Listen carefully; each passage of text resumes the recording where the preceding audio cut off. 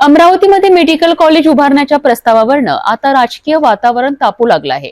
आमदार संजय खोडके यांनी कृषी विद्यापीठ परिसरात मेडिकल कॉलेज उभारण्याची मागणी केली आहे। त्यांच्या म्हणण्यानुसार कृषी विद्यापीठाच्या जागेवर मेडिकल कॉलेज बांधल्यास अमरावती शहराच्या 2 किलोमीटर अंतरावरच नागरिकांना अत्याधुनिक आरोग्य सुविधा मिळू शकतील। विशेषतः 13 तालुक्यातील रुग्णांसाठी हे कॉलेज एक वरदान ठरेल आहे। धन्यवाद। अंतिम आठवडा प्रस्तावावर बोलत असताना आज अंतिम आठवडा प्रस्तावामध्ये 2 विषय आहे। त्यातला एक विषय मेडिकल एज्युकेशन आहे।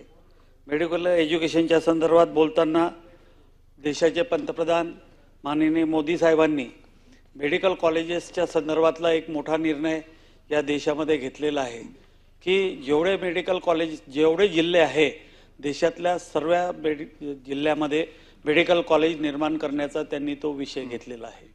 तर वैद्यकीय शिक्षणाच्या संदर्भात या राज्यामध्ये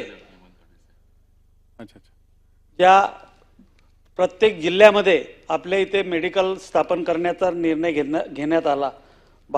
14 जुलैला जे काही जिल्हे राहिलेले होते जिथे मेडिकल कॉलेज नव्हते त्या सर्व जिल्ह्यामध्ये मेडिकल कॉलेज निर्माण करण्याचा महाराष्ट्र शासनाने 14 जुलैच्या निर्णयानुसार निर्णय घेतलेला आहे। आणि हा निर्णय घेत असताना मोदी साहेबांनी जो निर्णय घेतला किंवा पंतप्रधानांनी निर्णय घेतला, राज्याच्या मुख्यमंत्र्यांनी जो निर्णय घेतला तो याच्यासाठी की मेडिकल कॉलेजेसच्या जे काही प्राध्यापक पाहिजे किंवा जे अवस्था आज आहे ती भरून निघाली पाहिजे, हा एक त्यातला मूळ उद्देश आहे। आणि त्यातला मुद्दा दुसरा मूळ विषय त्यातला हा होता की त्याच्यात रुग्णालय स्थापन करतो आपण। रुग्णालय स्थापन याच्याकरता करतो की ज्या जिल्ह्यामध्ये मेडिकलच्या सुविधा उपलब्ध नाही, ज्या राज्यामध्ये ज्या जिल्ह्यामध्ये मेडिकलची कमतरता आहे, रुग्णांना सामान्य रुग्णालयाला दवाखाने नाही आहे, ते दुरुस्त व्हावे, तिथं मोठ्या प्रमाणात यंत्रसामुग्री यावी आणि तो लाभ सामान्य कुटुंबांना सामान्य व्यक्तींना मिळावा, यासाठी दुहेरी उद्देश या मेडिकल कॉलेजेसचा असतो। मग हे दुहेरी मेडिकल कॉलेजचा उद्देश असताना अमरावतीमध्ये सुद्धा मेडिकल कॉलेजची निर्मिती या 14 जुलैच्या यात निर्माण दिलेली आहे। आणि ती मंजुरी देताना त्या जागेच्या संदर्भातला एक निर्णय होता। तो जागेच्या संदर्भातला निर्णय त्या GR मध्ये असं म्हटलं होतं की या जागेच्या संदर्भात माननीय उपमुख्यमंत्री त्यावेळेसचे हे निर्णय घेतील। आणि ती जागा जी आज घेतलेली आहे ती जवळपास 15 ते 20 किलोमीटर शहरापासून दूर आहे। आणि त्यामुळं काय होते की आपण जर पाहिलं तर गावाच्या लागून किंवा शहरामध्ये जर दवाखाना असला तर हे सामान्य कुटुंब तिथं जाऊ शकतात। आज जी जागा निवडलेली आहे ती 13 तालुके अमरावती जिल्ह्याचे आहे।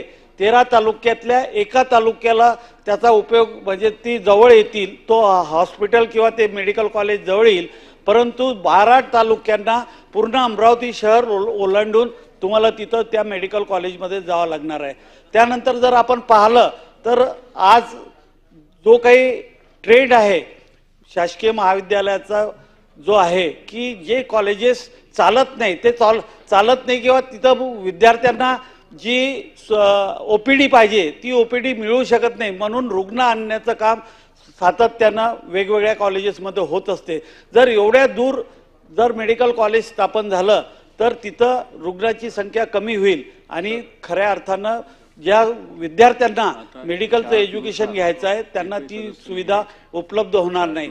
आणि त्यावेळेसच आम्ही त्यांना सांगितलं होतं आणि माननीय मुख्यमंत्र्यांनाही भेटलो, वैद्यकीय शिक्षण मंत्र्यांनाही भेटलो आणि त्यांना सांगितलंय की हा जो निर्णय घेतलेला आहे तो निर्णय जर आपण बदलला नाही तर भविष्यामध्ये हे काही कॉलेज रन होऊ शकणार नाही। कारण की आपण एक मेडिकल कॉलेज ज्यावेळेस स्थापन करतो राज्य शासन तर जवळपास 600-700 कोटी रुपये त्यावर आपला खर्च होतो। आणि 600-700 कोटी रुपये खर्च करून जे युनिट उभं राहते आणि ते रन झालं नाही किंवा त्या रुग्णांना किंवा त्या शहरातल्या लोकांना त्याची सुविधा उपलब्ध झाली नाही तर एवढे मोठे पैसे आपले वाया जाणार आहे।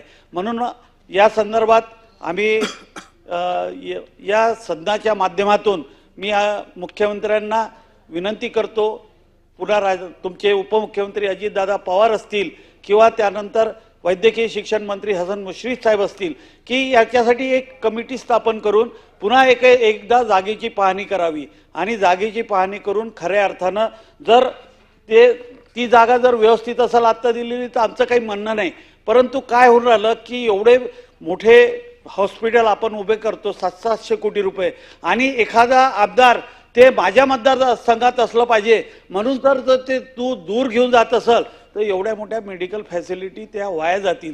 म्हणून याचं पुनश्च आमची विनंती आहे राज्य शासनाला की ही मेडिकलची जागेसाठी उच्चस्तरीय कमिटी निर्माण करावी, त्यांनी जागेची पाहणी करावी आणि जागेची पाहणी, कारण की आम्ही जी जागा सुचवली होती ती शहरापासून आणि 12 तालुक्याला बायपासनी डायरेक्ट त्या मेडिकल कॉलेजमध्ये येऊ शकतील आणि शहरातून जास्तीत जास्त 2 किलोमीटर 1 किलोमीटरच्या परिसरामध्ये हे मेडिकल कॉलेज निर्माण होऊ शकतं।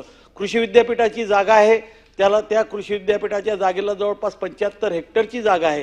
त्या 75 हेक्टरपैकी 25, 30, 40 हेक्टर जी जागा आपल्याला लागेल ती जागा घेऊन खऱ्या अर्थानं तिथं मेडिकल कॉलेज स्थापन झालं तर एक चांगल्या पद्धतीचं मेडिकल कॉलेज अमरावतीमध्ये उभं राहील। या संदर्भात मी या सभागृहाच्या मार्फत माननीय मुख्यमंत्री आणि वैद्यकीय शिक्षण मंत्री यांना विनंती करतो।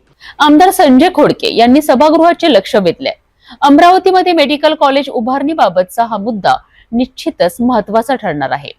आमदार संजय खोडके यांच्या मागणीनंतर आता सरकारकडनं समिती गठीत होणार का याकडे सर्वांचे लक्ष लागले आहे।